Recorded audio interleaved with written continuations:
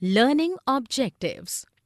After studying this learning module, students will be able to define staffing, establish its relationship with human resource management, state the need and importance of staffing, describe the steps in the staffing process, state the meaning of recruitment and selection, identify important sources of recruitment, describe the steps in the selection process, appreciate the need of training and development, and explain various on-the-job and off-the-job methods of training. Introduction to staffing. Our assets walk out of the door each evening. We have to make sure that they come back the next morning. These remarkable words by the CEO of a global technology leader indicate the strength and powerfulness of human resource. Nowadays, what distinguishes a successful company from unsuccessful one is the quality of manpower. That is why the acquisition of manpower considered to be one of the most crucial functions of today's management. Staffing. Staffing has been described as the managerial function of filling and keeping filled the positions in the organization structure. In simple terms, it is the process of putting the right person into the right place in an organization. It begins with workforce planning and includes different other functions like recruitment, selection, training, development, promotion, compensation, and performance appraisal of workforce. HRM.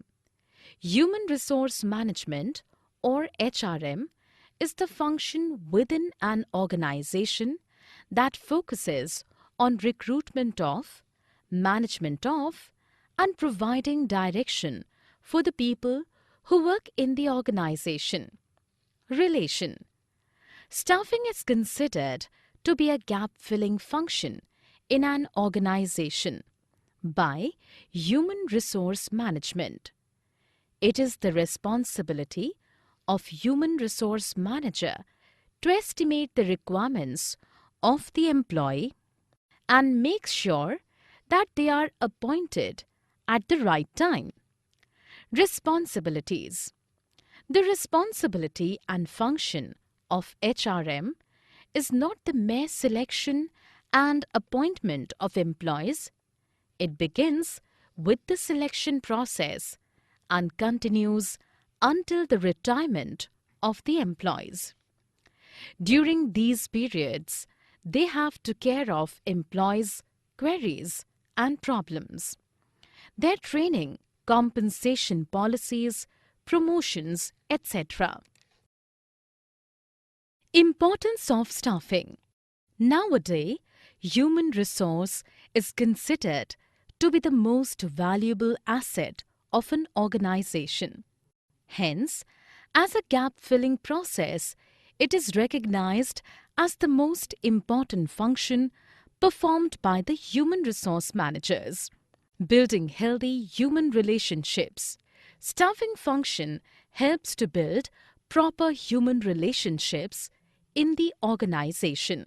Smooth human relations are the key to better communication and coordination of managerial efforts in an organization. Key to other managerial functions. Staffing function is very closely related to other managerial areas of the business. The effectiveness of other managerial functions depends on the effectiveness of the staffing function.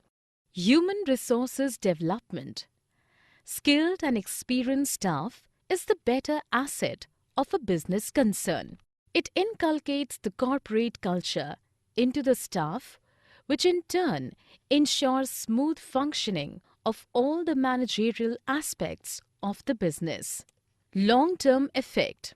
Staffing decisions have long-term effect on the efficiency of an organization.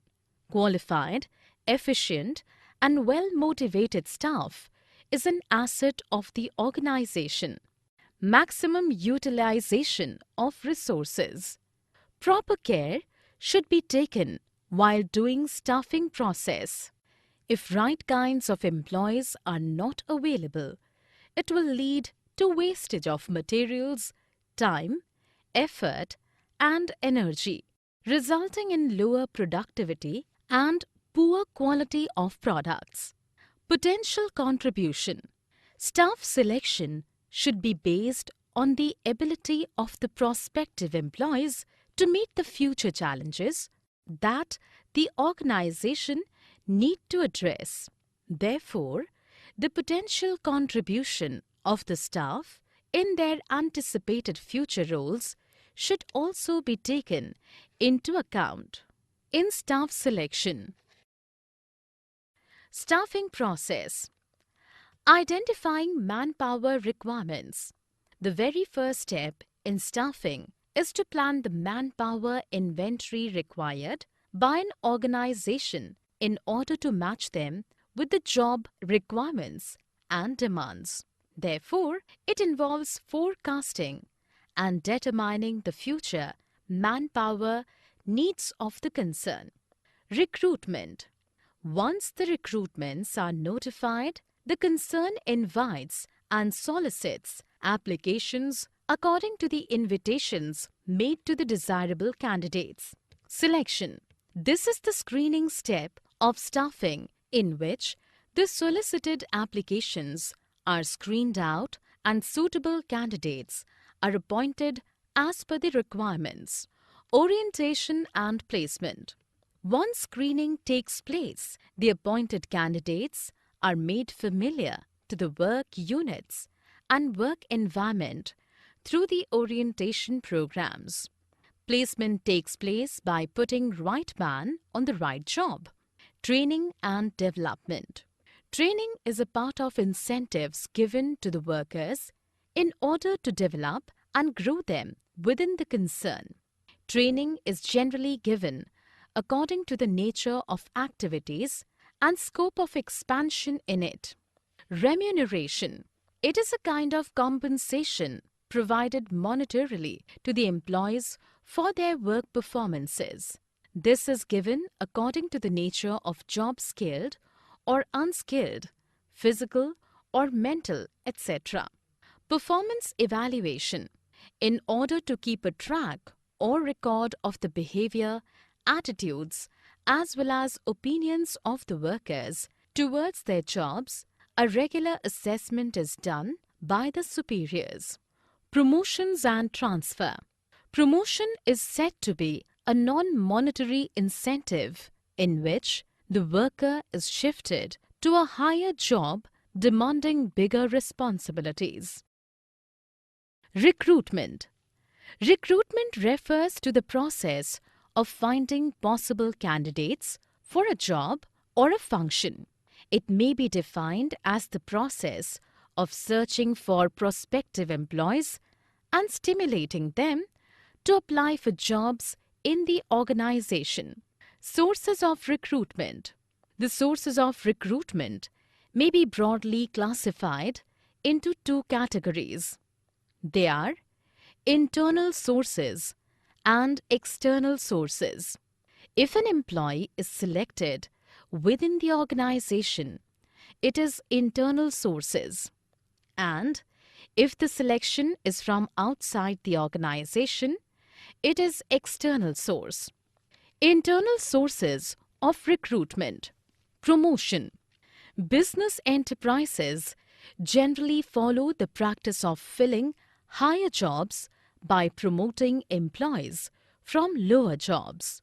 Promotion leads to shifting an employee to a higher position, carrying higher responsibilities, facilities, status, and pay. Transfers. It involves shifting of an employee from one job to another one department to another, or from one shift to another, without a substantive change in the responsibilities and status of the employee. Employee referrals. Present employees are well aware of the qualifications, attitudes, experience, and emotions of their friends and relatives. They are also aware of the job requirements and organizational culture of their company. As such, they can make preliminary judgment regarding the match between the job and their friends and relatives. Merits of internal sources. Internal sources of recruitment has many merits, like it serves a source of motivation to the workers, reduces the complexity of selection process, and saves time and money. Demerits of internal sources. Internal sources of recruitment is criticized from several grounds. It stops the firms to get fresh talent. Frequent transfers may hamper the organizational performance, and also if the promotion happens on time bound, it will affect the quality of employees also. External sources of recruitment. External sources of recruitment are those sources which are outside the organization. We can discuss the important among them one by one. Direct recruitment. Under the direct recruitment, a notice is placed on the notice board of the enterprise specifying the details of the jobs available. Job seekers assemble outside the premises of the organization on the specified date and selection is done on the spot. Casual callers. Many reputed business organizations keep a database of unsolicited applicants in their offices. Such job seekers can be a valuable source of manpower. A list of such job seekers can be prepared and can be screened to fill the vacancies as they arise. Advertisement. Advertisement in newspaper or trade and professional journal is generally used when a wider choice is required. Most of the senior positions of industry as well as commerce are filled by this method. Employment exchange. Employment exchanges run by the government are regarded as a good source of recruitment for unskilled and skilled operative jobs.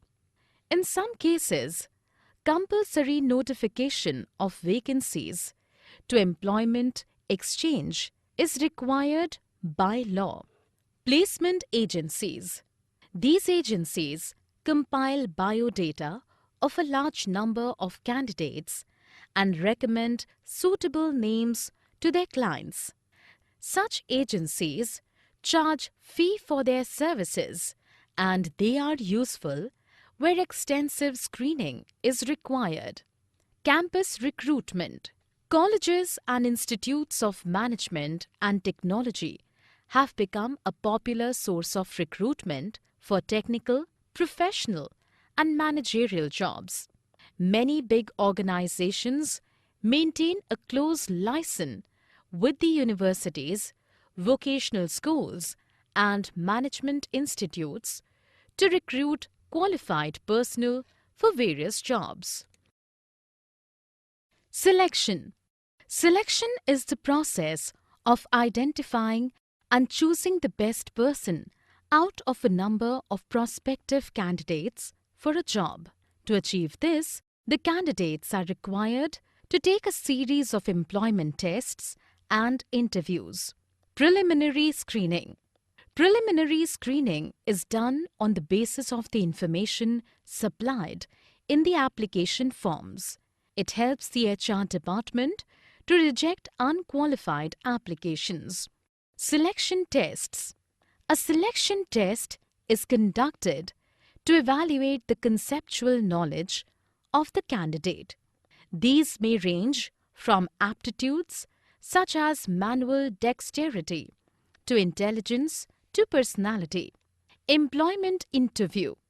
Interview is a formal, in-depth conversation conducted to evaluate the applicant's suitability for the job.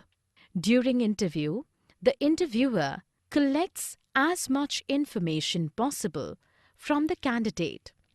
Reference and background checks. Usually, employers collect names, addresses, and telephone numbers of references for the purpose of verifying information and gaining additional information on an applicant. Selection decision.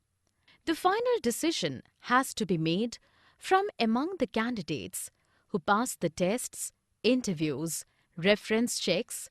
The views of the concerned manager will be generally considered in the final selection. Medical examination. After the selection decision and before the job offer is made, the candidate is required to undergo a medical fitness test. The job offer is given to the candidate being declared fit after the medical examination. Job offer. Job offer is made through a letter of appointment or confirm his acceptance. Such a letter generally contains a date by which the appointee must report on duty. Contract of employment. Employment contract is made in between the employer and the employee. This form contains certain vital details about the candidate, terms and conditions of the job, salary and perks, information and the like. Training and development. Training is the process of helping employees to improve their knowledge and skill so as to be able to perform their tasks more efficiently. The term development refers to the process of not only building up the skill and abilities, but also the overall competence of employees to undertake more difficult and challenging tasks. Importance of training and development. The employee who receives the necessary training is more able to perform in their job. The various points of importance of training are discussed below. Improved employee satisfaction and morale. The investments in training that a company makes shows employees that they are valued. The training creates a supportive workplace. Employees may gain access to training they wouldn't have otherwise known about or sought out themselves. Addressing weaknesses. Most employees will have some weaknesses in their workplace skills. A training program allows you to strengthen those skills that each employee needs to improve. Consistency. A robust training and development program ensures that employees have a consistent experience and background knowledge. The consistency is particularly relevant for the company's basic policies and procedures. Increased productivity and adherence to quality standards. Productivity usually increases when a company implements training courses. Increased efficiency in processes will ensure project success, which in turn will improve the company turnover and potential market share. Increased innovation in new strategies and products. Ongoing training and upskilling of the workforce can encourage creativity. New ideas can be formed as a direct result of training and development. Reduced employee turnover. Staff are more likely to feel valued if they are invested in and therefore less likely to change employers. Training and development is seen as an additional company benefit. Recruitment costs therefore go down due to staff retention. Methods of training. Training methods are broadly classified into on-the-job training and off-the-job training. On-the-job training. On-the-job methods refer to the methods that are applied to the workplace while the employee is actually working. Apprenticeship programs. Apprenticeship programs put the trainee under the guidance of a master worker. These apprentices are trainees who spend a prescribed amount of time working with an experienced guide or trainer. Coaching. In this method, the superior guides and instructs the trainee as a coach. The coach sets mutually agreed upon goals, suggests how to achieve these goals, periodically reviews the trainee's progress, and suggests changes required in behavior and performance. Internships. This training method is followed by the educational institutions and corporate. Here, selected candidates carry on regular studies for the prescribed period. Off-the-job training. This is any form of training which takes place away from the immediate workplace. Off-the-job training includes more general skills and knowledge useful for work as well as job-specific training. Classroom lectures.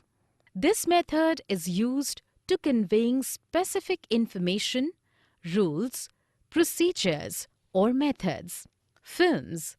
They can provide information and explicitly demonstrate skills that are not easily represented by the other techniques. Used in conjunction with conference discussions, it is a very effective method in certain cases. Vestibule training. Here, actual work environments are created in a classroom and employees use the same materials, files, and equipment. This is usually done when employees are required to handle sophisticated machinery and equipment. Case study. Case studies are the actual experiences of organizations. Trainees study the cases to determine problems, analyze causes, develop alternative solutions, select what they believe to be the best solution, and implement it. Summary. Let us summarize what we have learned in this module. Staffing is a function where all the employees need to perform. It is a separate and specialized function, and there are many aspects of human relations to be considered. Human Resource Management, or HRM, has rolled over the traditional concept of labor welfare and personal management. HRM in its present form has evolved from a number of significant interrelated developments which date back to the era of Industrial Revolution. Employment exchanges run under the supervision of the government, and it performs superb role of recruitment for unskilled and skilled people. Selection is a method of scrutinizing and hiring the best person to meet the exact need of job profile. The staffing function helps businesses in order to fulfillment the need of manpower within an organization on time. The employee who receives the necessary training is more able to perform in their job. Ongoing training and upskilling of the workforce can encourage creativity. New ideas can be formed as a direct result of training and development.